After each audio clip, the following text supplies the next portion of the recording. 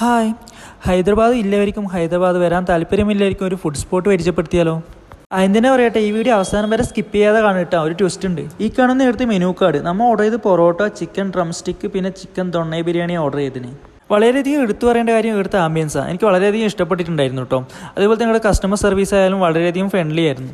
എനിക്ക് മറ്റൊരു എടുത്തു പറയേണ്ട കാര്യം, ഇവർ ഭക്ഷണം കൊണ്ടുവരുന്നതാവട്ടെ, ഭക്ഷണം സെർവ് ചെയ്യുന്നതായാലും വാഴയിൽ യൂസ് ചെയ്തിട്ടാണ്. ഞാൻ നേരത്തെ പറഞ്ഞ പോലെ തന്നെ നമ്മൾ ഇവിടുന്ന് ട്രൈ ചെയ്ത് പൊറോട്ട, ചിക്കൻ ഡ്രം സ്റ്റിക്ക്, അതുപോലെ ചിക്കൻ തൊണ്ണ ബിരിയാണിയാണ്. എൻ്റെ ഫസ്റ്റ് ടൈം ഞാൻ ചിക്കൻ തൊണ്ണ ബിരിയാണി ട്രൈ ചെയ്യുന്നത്. എനിക്ക് വളരെയധികം ഇഷ്ടപ്പെട്ടിട്ടുണ്ടായിരുന്നു കേട്ടോ. ഞാൻ വീഡിയോൻ്റെ ആദ്യ ഭാഗത്ത് പറഞ്ഞ പോലെ തന്നെ ഒരു ട്വിസ്റ്റ് ഉണ്ട്, അത് ഞാൻ പറയാം. ഇന്നത്തെ മെയിൻ നായകൻ നിങ്ങൾ വിചാരിക്കും തൊണ്ണ ബിരിയാണിയാണ്, പക്ഷെ നമ്മുടെ മെയിൻ നായകൻ ഇന്ന് പൊറോട്ടയാണ്.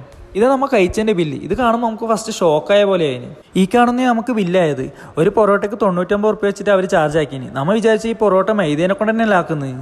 നിങ്ങൾ വിചാരിക്കുന്നുണ്ടോ ഈ മെനു കാർഡ് കണ്ടിട്ട് തന്നെ ഓർഡർ ആക്കിയെന്ന്? ഒരു കാര്യം എന്ന് വെച്ചാൽ നമ്മൾ ഓർഡർ ആക്കിയ സമയത്ത് പൊറോട്ടയുടെ റേറ്റ് ഒന്നും മെൻഷൻ ചെയ്തിട്ടുണ്ടായിട്ടാണ്. അങ്ങനെ ഞാൻ ബില്ലെല്ലാം അടിച്ചിട്ട് ഞാൻ പുറത്ത് ചെയ്യുമ്പോൾ ആസ് എ കസ്റ്റമർ എന്ന നിലയിൽ എൻ്റെ റേറ്റ് ഞാൻ അവരോട് ക്വസ്റ്റ്യൻ ചെയ്തിട്ടുണ്ടായിരുന്നു. അവർ പറഞ്ഞു അവരുടെ ഭാഗത്ത് നിന്ന് മിസ്റ്റേക്ക് ആയിരുന്നു. ആസ് എ കസ്റ്റമർ എന്ന നിലയിൽ at the end of the day ഞാൻ സാറ്റിസ്ഫൈഡ് ആണ്.